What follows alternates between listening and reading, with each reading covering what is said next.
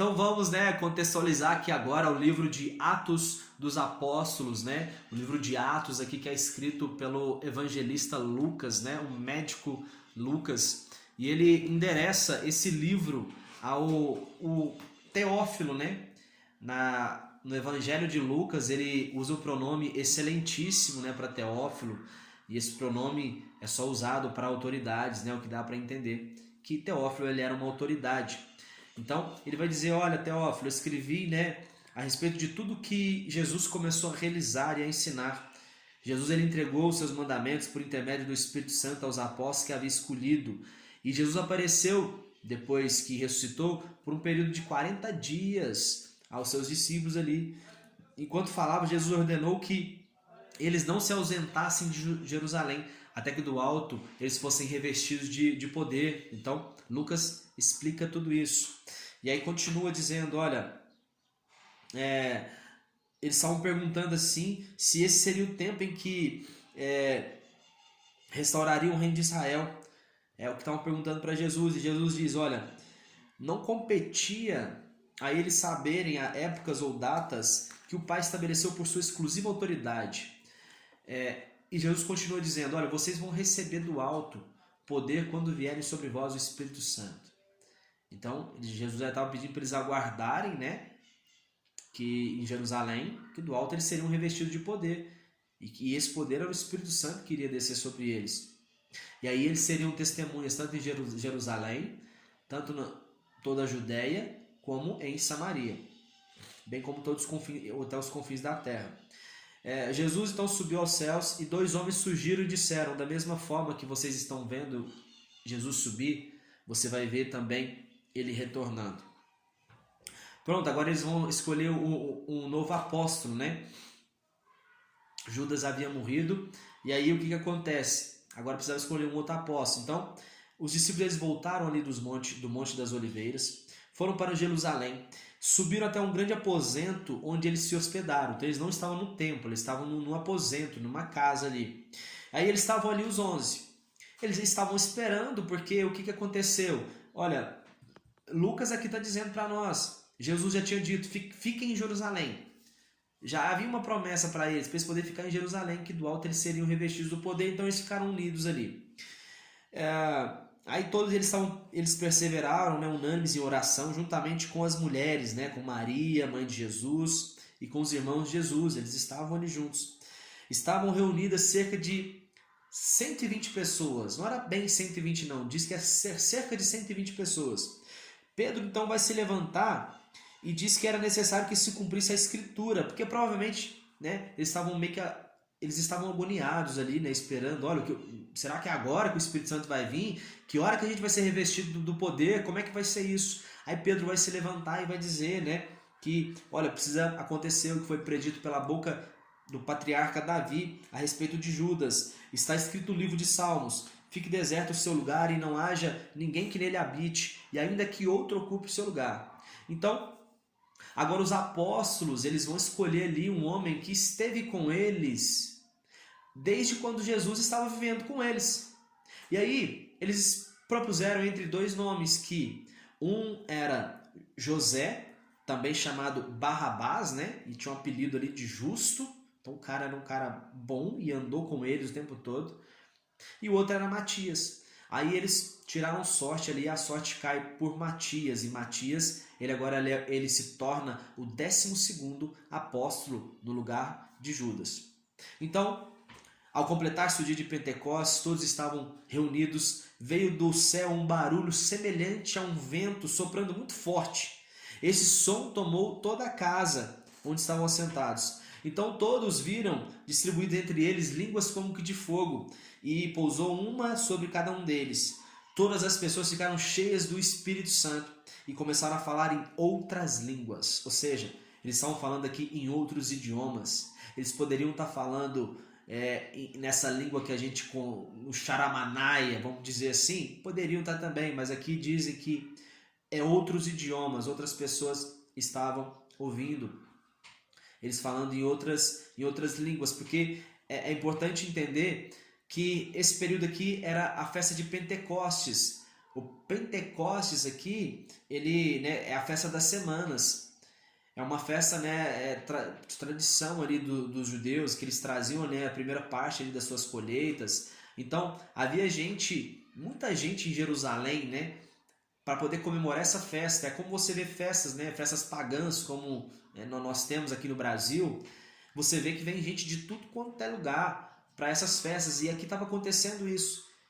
Então, beleza, imagina isso. Então agora o pau está quebrando, desceu o Espírito Santo, né? E aí vai dizer, olha, estavam morando em Jerusalém, judeus tementes a Deus, vindos de toda parte do mundo. Ao ouvirem aquele barulho, ajuntou um grande número de pessoas para ver aquele barulho. E era gente de várias nacionalidades ali. Só que estavam entendendo aquele povo ali, aquele quase 120 pessoas, falando as suas próprias línguas, e eles ficavam admirados. Tinha gente ali, olha, que era da partos, medos, elamitas, judeus, gente da Capadócia, do Ponto, da Ásia, Frígia, Panfilha, Egito, Líbia, Cirene, romanos, cretenses, árabes. Tinha gente de tudo quanto é lugar, e eles estavam ouvindo na sua própria língua materna o povo discursando sobre as grandes maravilhas de Deus, então eles ficaram admirados. Mas alguns começaram a dizer assim, esse povo está bêbado. Então nesse momento que eles dizem assim que o povo estava bêbado, Pedro, muito lúcido, ele vai se levantar e vai dizer assim, olha, gente, esses homens não estão bêbados como vocês estão falando, até porque são 9 horas da manhã. Mas o que está acontecendo aqui é o que foi predito pelo profeta Joel. O profeta Joel disse assim, olha, nos últimos dias derramarei do meu espírito sobre todos os povos, os filhos profetizarão, os jovens terão visões e os velhos terão sonhos. Mostrarei maravilhas no céu e na terra, sangue, fogo e nuvens de fumaça, o sol se tornará em trevas e a lua em sangue, antes que venha o grande e glorioso dia do Senhor. Jesus ele realizou portentosos milagres entre vós, no entanto vós, com a cooperação de homens perversos, o assassinaram pregando numa cruz. Olha a mensagem que Pedro estava dando. Olha, Davi afirmou sobre Jesus, olha, eu sempre via o Senhor diante de mim, porque está à minha direita. Então Pedro, né, começa a citar um salmo, né, que isso é um salmo de Davi, quando ele diz essas palavras, que viu o Senhor assentado à sua direita, ele termina de citar esse salmo e vai dizer assim, olha, o patriarca Davi morreu, mas Deus prometeu que colocaria um descendente no seu trono. E esse descendente é Jesus, né? Vai dizer assim que Jesus ele profetizou, né, sobre a sua morte, falou sobre a sua morte, a sua ressurreição. Davi também falou a mesma coisa, né, que ele não iria sofrer decomposição. Então, Pedro diz assim, olha, nós somos testemunhas desse fato, que esse homem realmente ele esteve aqui na terra, aconteceu tudo isso sobre ele morreu, mas ressuscitou ao terceiro dia, não sofreu decomposição, esse é o cara. Nós somos testemunha desse homem. E olha, os pais de vocês assassinaram ele. Faz o seguinte, arrependam-se. Vocês que estão entendendo essa mensagem, se arrependam.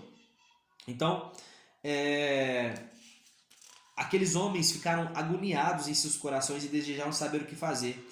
E Pedro disse, olha, arrependam-se e sejam batizados no nome de Jesus para perdão dos pecados e vocês vão receber o dom do Espírito Santo. Pedro, né, então, começou a dar seu testemunho ali pessoal e encorajava aqueles homens para que eles fossem salvos, né, desse mundo perverso. E foram batizados ali cerca de 3.000 pessoas. Então, os novos cristãos, eles permaneceram ali, né, no ensino dos apóstolos, na comunhão, no partir do pão e nas orações. Cada alma havia temor e muitos feitos extraordinários e sinais eram realizados pelos apóstolos. Todos que criam estavam reunidos e tinham tudo em comum. Vendiam suas propriedades e bens e dividiam o produto entre todos, segundo a necessidade de cada um. Reuniam no pátio do templo, partiam pão em suas casas, participavam de refeições juntos, né? Comiam com alegria e sinceridade de coração. Eles eram verdadeiros entre eles, ou seja, não tinha esse negócio de ficar dizendo assim, como é que você está? Não, está tudo bem. Não é tipo assim, está acontecendo isso e isso na minha casa, está acontecendo isso e isso no meu serviço. Não, Deus vai cuidar de tudo. Não, vamos falar. Os caras falavam, então eles viviam realmente essa realidade. A cada dia o Senhor então acrescentava as pessoas que iam sendo salvas à igreja. Acontece que Pedro e João estavam indo às 3 horas da tarde, né? Ali no templo, que era às 3 horas da tarde, era tido como a hora da oração. Era estabelecido, tinha a hora da oração. Que hora que era a hora da oração? 3 horas da tarde. Então Pedro e João indo ali, eles foram até o templo, eles passaram no pórtico ali do templo, né, que era no portão, melhor dizendo, no portão formoso, e ali estava um paralítico, né, um homem que ele não conseguia andar. E esse homem, todo dia, ele ia ali poder pedir esmolas no templo. Então, Pedro e João passando, ele viu aquele homem. O homem pediu esmola para Pedro e João. E Pedro e João, chegando próximo dele, disse assim, olha para nós. Então, aquele homem olha para o alto, porque ele estava deitado, ele não podia andar, estava sentado. E aí ele olha para Pedro e João, e Pedro diz para ele, olha, eu não tenho prata e não tenho ouro, mas o que eu tenho eu te dou. Em nome de Jesus o Nazareno, levanta e anda. Então naquela mesma hora aquele homem, ele levanta, ele dá um salto. A Bíblia diz que ele dá um salto e ele começa a andar. Então, o homem entrou com eles, né, para o pátio do templo. Todo o povo correu para junto deles no pórtico de Salomão, né, porque eles viram assim, cara, vocês fizeram algo muito grande aqui. Só que Pedro e João, eles ficam muito indignados, eles ficam indignados e eles vão chegar até no meio do povo e falar assim, gente, para tudo. Não, nós não fizemos nada para esse homem, né? Nós não temos poder nenhum. Eles vão dizer assim, olha, nós fizemos aqui isso em nome de Jesus, porque esse Jesus a quem os antepassados de vocês aqui entregaram para ser morto diante de Pilatos, que vocês rejeitaram, né? Vocês mataram esse homem, o autor da vida, e pela fé nele, pela fé em Jesus, o nome curou esse homem. Pedro diz que o que fizeram com Jesus foi sem eles terem, né, o conhecimento, o perfeito conhecimento de quem ele era.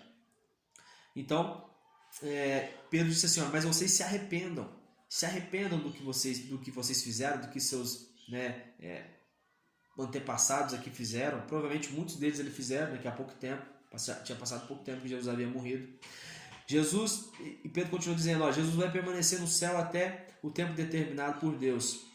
Todos os profetas de Samuel em diante pregaram e predisseram esses dias, Pedro completa. E assim chegaram os sacerdotes, o capitão da guarda e os saduceus.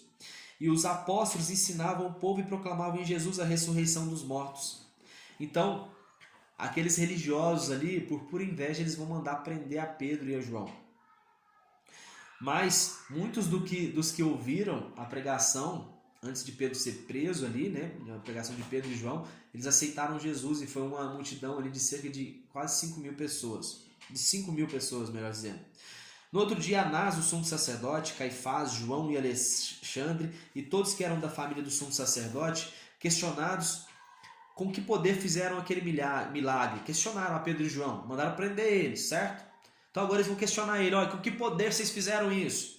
Então Pedro, cheio do Espírito Santo, ele explicou que foi através do nome de Jesus, o qual eles rejeitaram. Agora ele joga na cara, velho, vocês rejeitaram.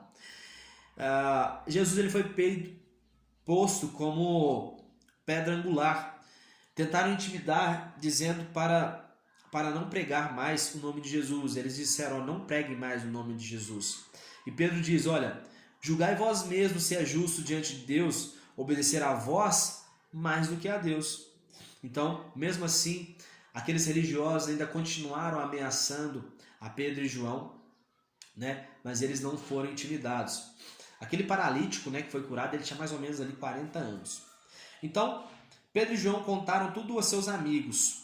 Né, quando ele chegou ali, contou, olha, para os seus amigos, aqueles 120 que estavam ali, e provavelmente muito mais gente, porque na sua primeira pregação converteu os 3.000. Na segunda já foi 5.000. Né? Então já tinha uma galera aí, já tinha uma galera que Pedro estava conversando. E aí Pedro agora vai dar o testemunho, e ele vai dizer assim, olha, ele conta tudo que aconteceu. E aí os irmãos ficaram maravilhados, e aí eles fazem agora uma oração tremenda, que eu vou ler ela aqui também. Ele vai dizer, olha, ó Todo-Poderoso Senhor, tu que fizeste o céu e a terra, o mar e tudo que nele existe. Os reis da terra se levantam e os governantes se ajuntam em oposição ao Senhor e contra o seu ungido. Herodes e Pilatos se ajuntaram com nações pagãs e o povo de Israel para conspirar contra seu servo. Agora considera as ameaças deles e capacita os teus servos para proclamarem a tua palavra com toda a intrepidez. Estende tua mão para curar e realizar sinais maravilhosos por meio do teu santo servo Jesus. E aí, quando eles terminaram de fazer essa oração aqui, Eu dei até uma resumida aqui nela, mas olha só, ele falando sobre coisas que aconteceram. Jesus, Deus, tu fez todas essas coisas, dá força para a gente continuar pregando, porque eles estavam assim, vamos dizer, os judeus estavam querendo prender aqueles que falavam no nome de Jesus, prenderam ali a Pedro e João.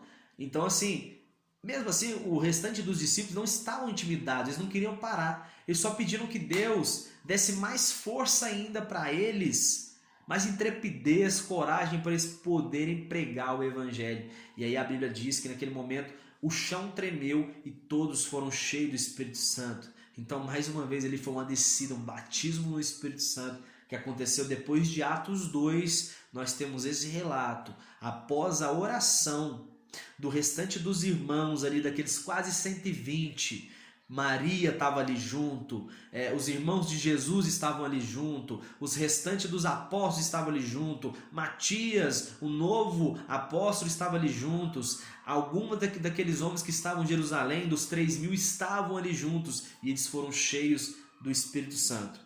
Então, para a gente caminhar para o final aqui, vai dizer como é que era a vida da igreja de Cristo, né? Da multidão dos que creram, um só era o sentimento e a maneira de pensar. Ninguém considerava exclusivos seus bens, mas compartilhavam tudo entre si. Ou seja, se eu tenho um carro, esse carro não é só meu, você pode usar ele. Se eu tenho uma roçadeira, essa roçadeira não é só minha, você pode usar. Se eu tenho um ventilador, você pode usar, esse ventilador não é só meu. Então eles compartilhavam tudo. Os que possuíam terras ou casas vendiam, traziam o dinheiro da venda e depositaram aos pés dos apóstolos, que por sua vez repartiam conforme a necessidade de cada um. Então, aqui o que dá para entender é que eles repartiam, né, entre eles mesmo, entre os que estavam crendo ali, para suprir a necessidade deles, porque os apóstolos, principalmente, eles gastavam o tempo deles era orando, velho. Mas para frente a gente vai ver isso. Era orando que eles gastavam, era orando, era ensinando a palavra. Então, por isso que eles tinham essa necessidade de tipo assim, ó, as pessoas vendiam e eles, como é que eles se mantinham, se eles não tinham trabalho? É porque as pessoas estavam dando seus próprios bens ali, entregando seus bens para poder cuidar um do outro. E aí finaliza com Barnabé, que era um levita natural de Chipre. Ele vendeu um campo e trouxe o dinheiro da venda e colocou aos pés dos apóstolos, né? E é interessante dizer aqui que Barnabé, um levita. Então nós sabemos aqui na lei que os levitas eles não tinham direito de propriedade, né? É por isso que eles recebiam um dízimo. Mas você vai ver também na lei, que na lei vai dizer que havia ali as próprias cidades, né, dos levitas, mas que os levitas eles tinham depois um direito deles adquirirem casas também. Você vai ver, né, você vai ver depois que havia, né, eu quero ver se eu deixo um link aqui nesse vídeo falando sobre isso, sobre esse texto, onde fala, né, que os levitas eles poderiam sim ter casas, né? Eles só nas primeiras divisões, quando fez a divisão ali das tribos, eles não receberam, né, nenhum tipo de propriedade, porque eles iam ficar a cargo somente de cuidar ali do templo. Então, talvez, né, foi uma das primeiras coisas que, não sei se você teve mesmo percepção que eu, mas eu vi um levita que tinha uma casa, eu pensei assim, pô, mas o levita não tinha casa, né? Mas na verdade, quando você vai ler a fundo ali Levítico, você vai ver que os levitas poderiam ter sim uma casa. Então Barnabé, esse levita natural de Chipre, tinha uma propriedade, né? Um campo, né? Vamos dizer, estou falando uma casa, né? Mas é um campo, poderia ser um campo também. E ele vendeu e entregou ali aos pés dos apóstolos. E assim a gente termina essa primeira parte, já já a gente volta com mais.